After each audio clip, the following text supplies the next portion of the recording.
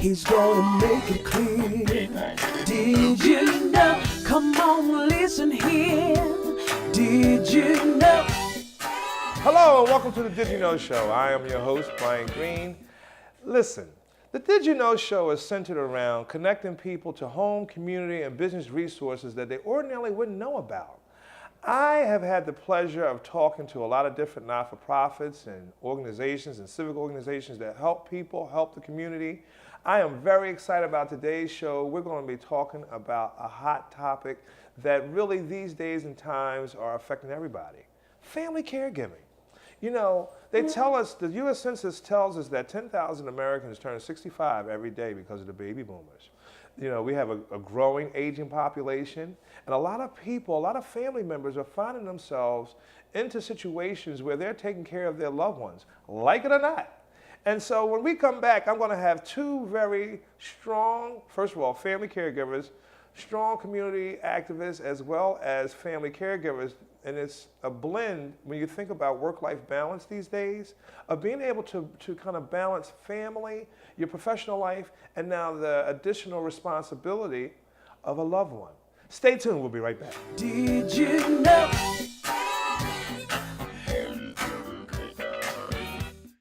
Always Best Care specializes in helping seniors who wish to remain in their home but need assistance. Our flexible care programs vary from hourly to live-in. Simply put, we're there when you need us.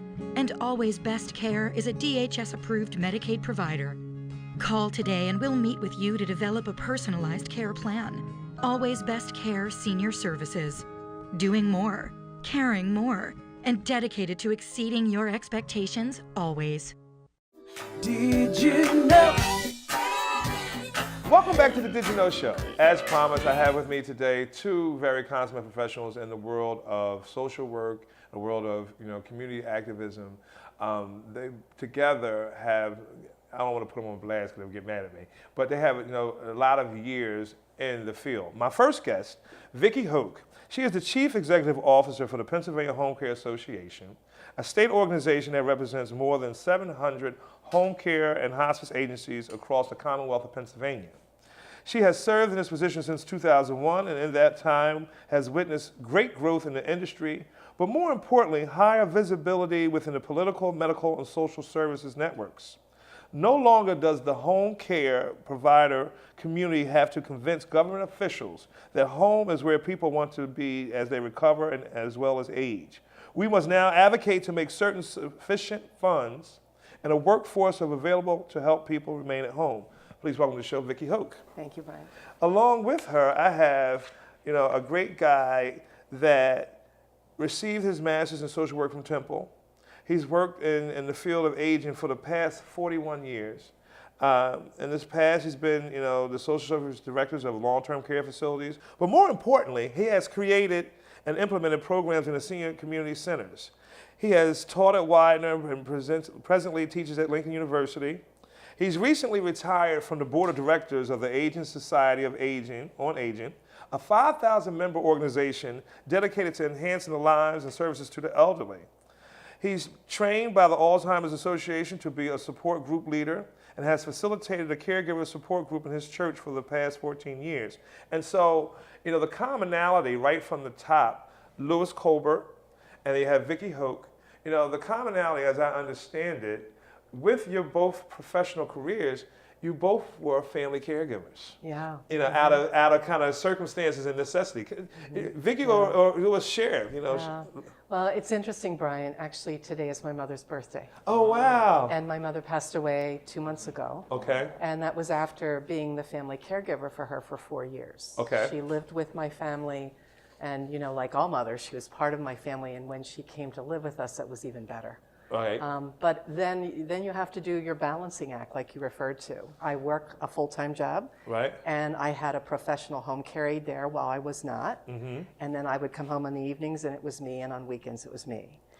And it really was probably one of the best experiences of my life, because on the professional side, like Louis and you, right, we work on the side of giving people the opportunity to remain at home as they age. Right. And now all of a sudden, though, I was a customer. And so it was insightful, it was hard, it was disappointing sometimes, but in the end, I'm so glad I had the opportunity to do that. Wow. Louis, tell us about your experience. Well, I have a very similar experience to Vicki in that my mother suffered from Alzheimer's. Okay. And so for the last 4 years, she was homebound, and me and my siblings had the same opportunity. We were able to be caregivers to her. And I would also agree it was probably the most rewarding experience that I have had in my 40-year career, getting that opportunity to be the caregiver, to do the hands-on stuff. And it was with my family. I have a very large family, so sometimes having no family is good, sometimes having no family is bad, but sometimes having a large family, it also can be very difficult to kind of navigate and make sure that everybody is on the same page. But it was a wonderful experience. I can believe too, all three of us work in the field of providing either knowledge and resources, or coordinating care, or kind of orientating the different programs that are out there, either from a providership or from an actual what we call consumer. But when you're taking care of your loved ones, and I'm responsible for my grandparents, by the way. I love how we say it softly, that it is a rewarding experience because again you're able to do the one of the biggest requirements or wishes that most people want is to age in place. That's just not a tagline. I know when I get older, if I make it to a certain point, I want to stay at home. I don't want to go in an impersonal situation. But all that comes with that, two things I want you guys to focus on.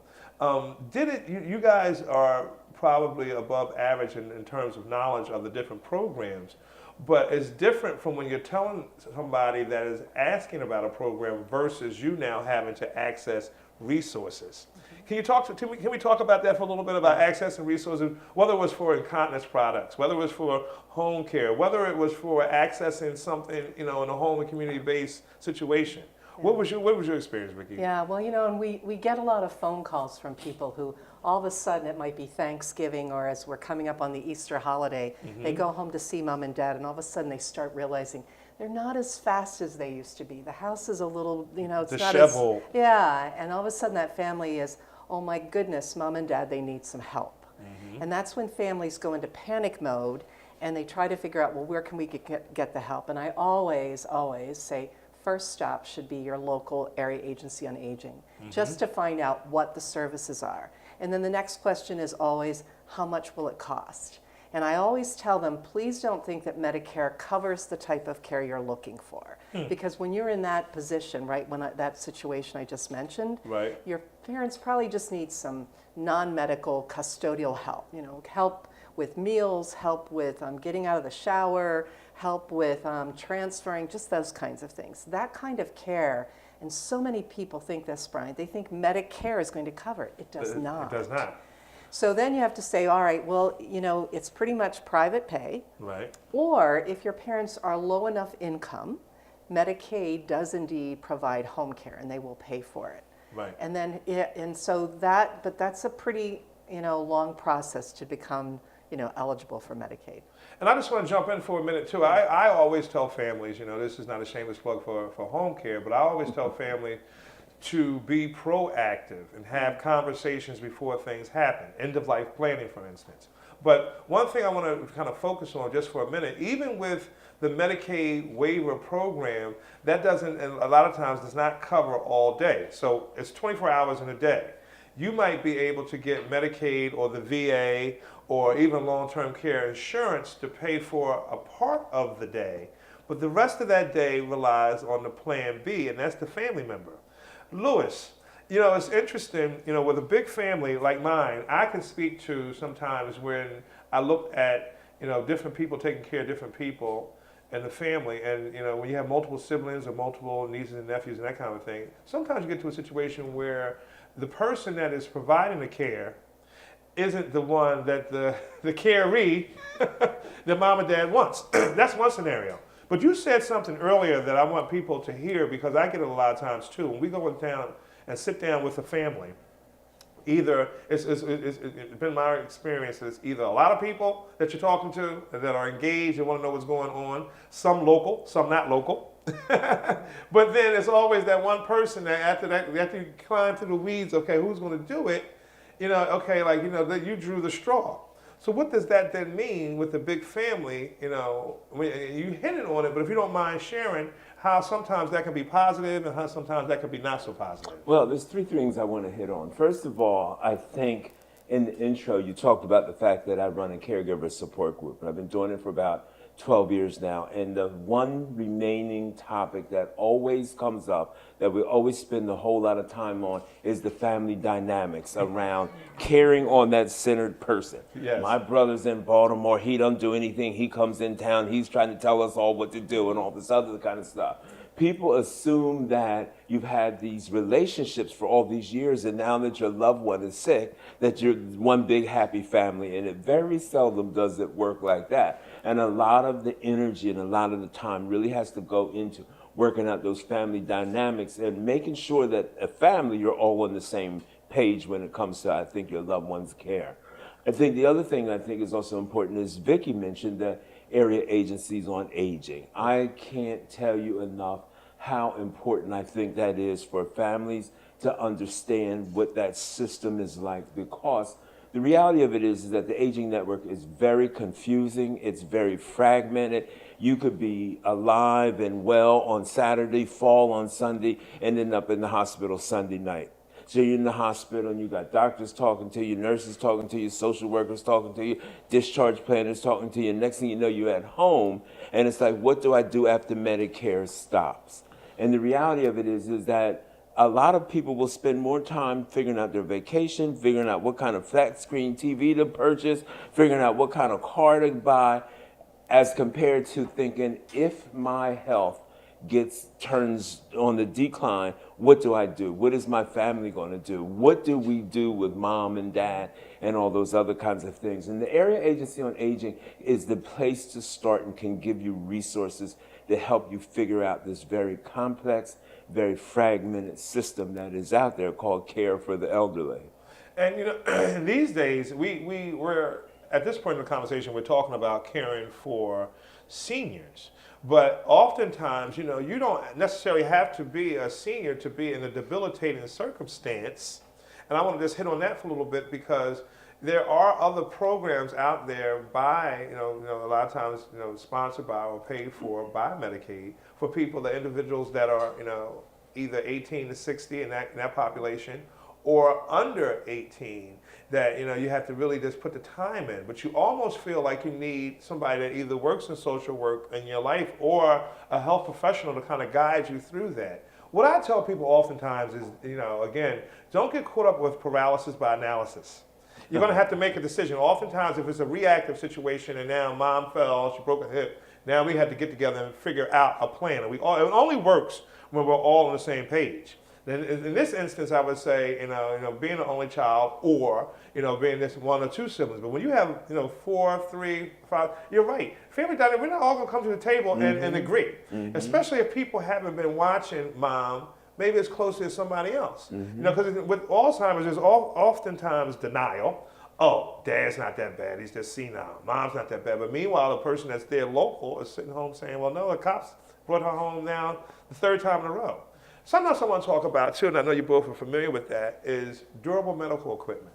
What was your experience with durable medical equipment in terms of being able to, talk about, the access to that? Well, I had no clue. Okay. Right, and I thought I knew everything, right? Because I'm in the business. But so when Mother came home, we had an apartment that we built onto our house.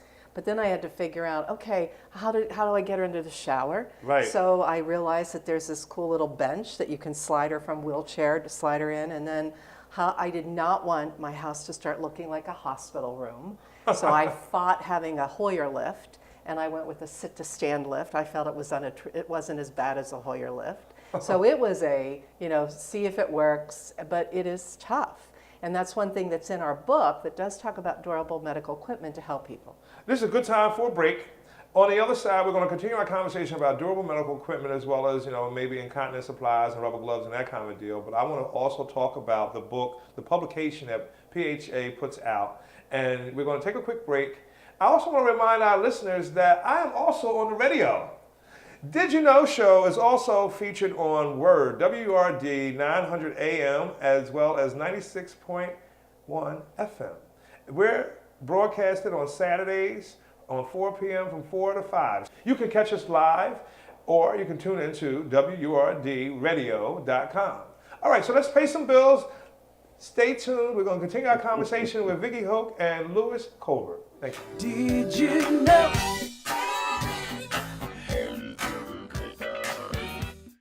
Always Best Care specializes in helping seniors who wish to remain in their home but need assistance. Our flexible care programs vary from hourly to live-in. Simply put, we're there when you need us. And Always Best Care is a DHS-approved Medicaid provider. Call today and we'll meet with you to develop a personalized care plan. Always Best Care Senior Services. Doing more, caring more, and dedicated to exceeding your expectations always. Did you know? Welcome back to the Did You Know Show. I'm sitting here again with Louis Colbert and Vicki Hoke.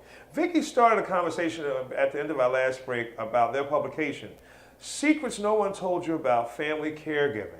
And they put out this publication and it is just full of knowledge. If you are a family caregiver, and there's a lot that we know that we've been talking about it softly, but there's a lot that goes into it. I just tell you that this is a publication put out through Pennsylvania Home Care Association.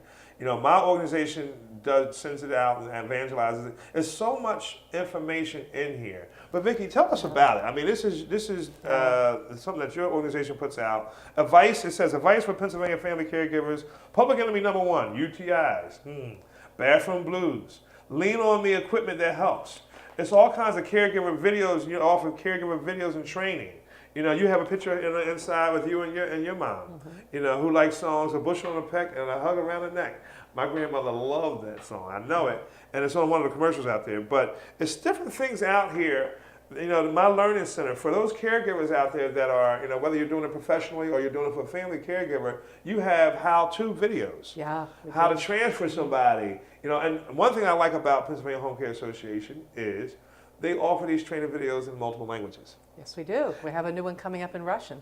Oh, wow. Yeah. So tell us a little bit more about the idea behind it. We're talking about family caregiving. Give us a kind of the picture where this was birthed from. I'd be happy to. This whole publication really came about when we realized that there are, most people in Pennsylvania as well as the country are being cared for by their families, not by a paid professional caregiver, a home care, but families.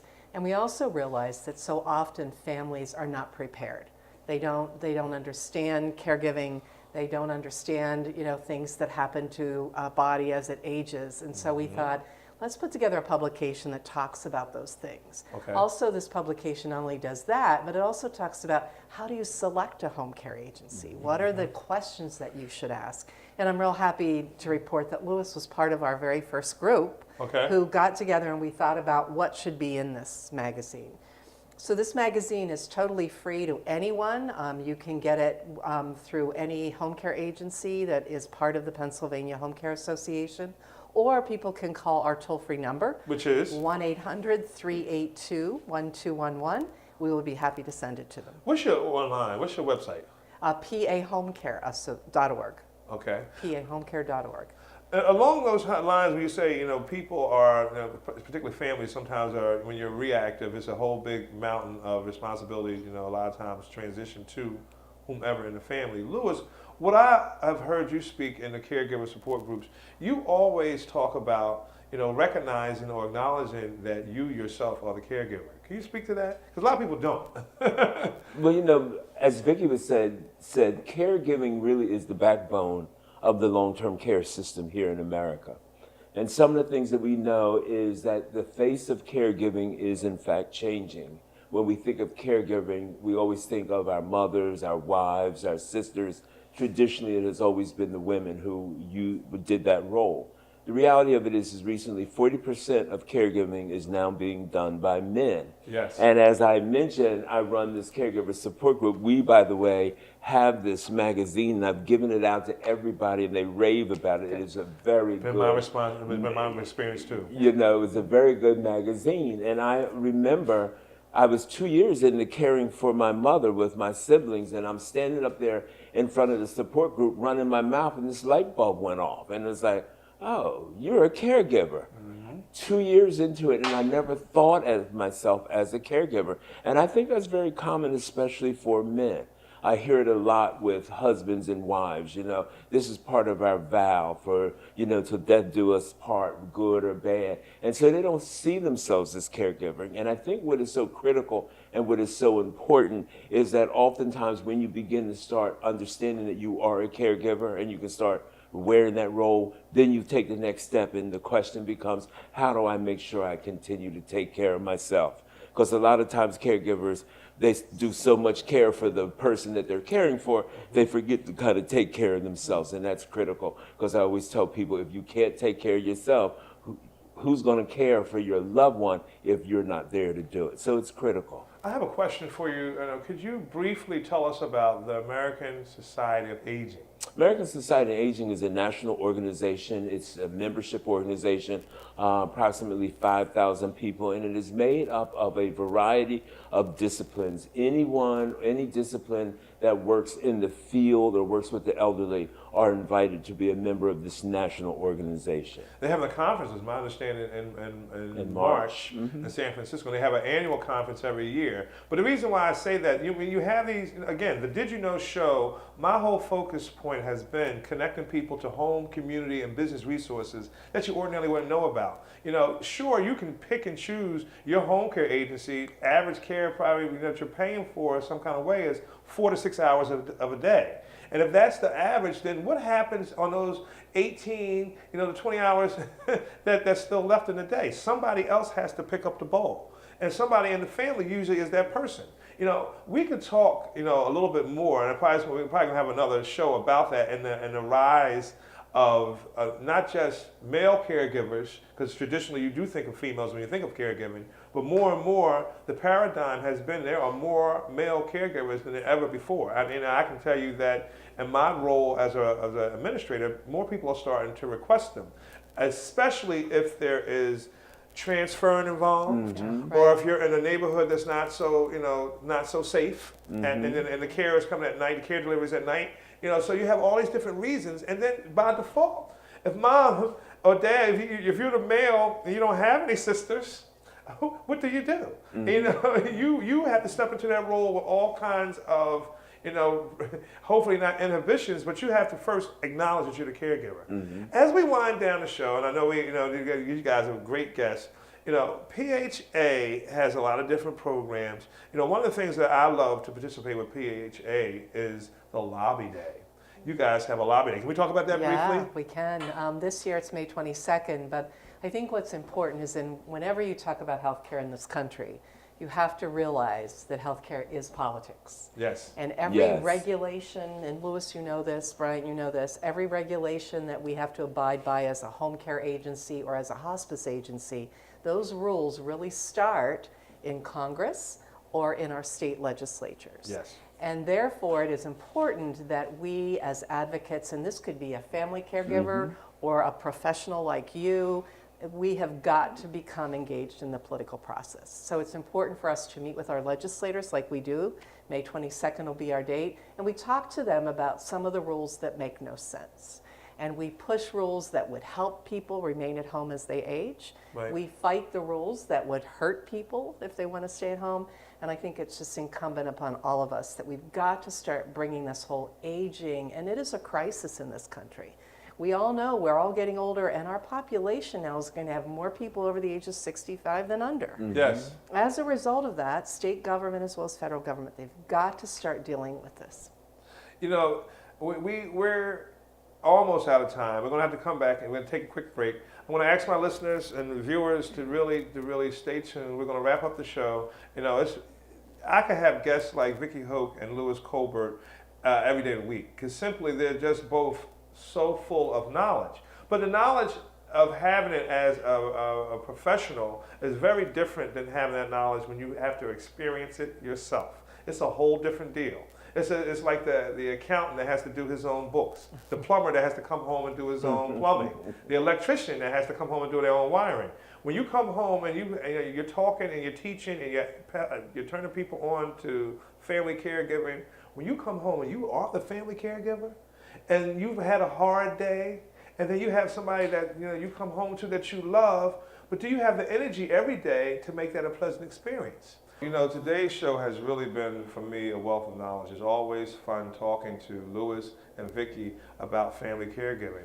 Vicki, if you don't mind, if you could just tell us again how people can get the secrets no one told you about family caregiving and how to connect with Pennsylvania Home Care Association. Absolutely. They can give us a call on our toll-free line, 1-800-382-1211. We'll be happy to put it in the mail that day.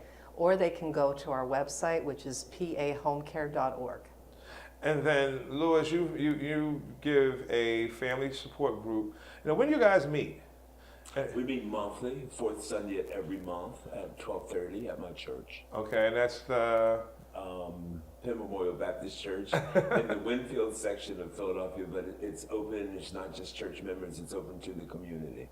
And so one thing I want to point out to people, for providership, obviously if you are a company that is providing home care, whether it be home care, home health, or hospice, you certainly want to connect, in my opinion, to the Pennsylvania Home Care Association for a lot of different reasons. One of them being that they decipher a lot of the rules, whether it be Medicare or Medicaid or CMS regulations and that kind of a deal. But Louis mentioned something earlier that I want to come back to, that if you are an individual that you yourself are aging, and you want more access to resources or how to do it, I always tell people to be proactive in the choice. Certainly we would love for you to choose our company, but the reality of it is there's several companies that you can choose from across the state. And so one of the things that Vicki says, and also Pennsylvania Home Care says to you, is there's certain questions that you want to be prepared to ask. It's been my experience, in fact, let's give this free nugget to you, is that you get and gain a lot more ground being proactive to care as opposed to being reactive. And to my family caregivers, love you to death, but try to stick to a plan. Try to identify the person that mom or dad or the loved one identifies or receives the best. That's who you talk through. And if you're a family that most families are not centrally located, remember to effectively listen to what the needs are. This is Brian Green. Again, I want to invite you to listen to my radio show on Saturdays at 4 p.m. You can tune in at WURDradio.com. Or if you're in the Pennsylvania or Philadelphia area or in the southern New Jersey, you can tune into 96.1 FM or 900 AM. This is Brian Green, thanking you for listening. I want to thank Vicki Hoke and Louis Colbert for coming and sharing your knowledge and experience. And I'll see you next time. I can't wait till the next show. Thank you.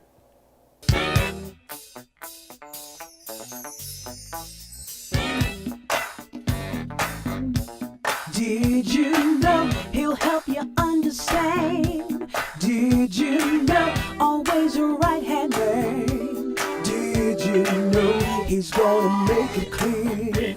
Did you know? Come on, listen here. Did you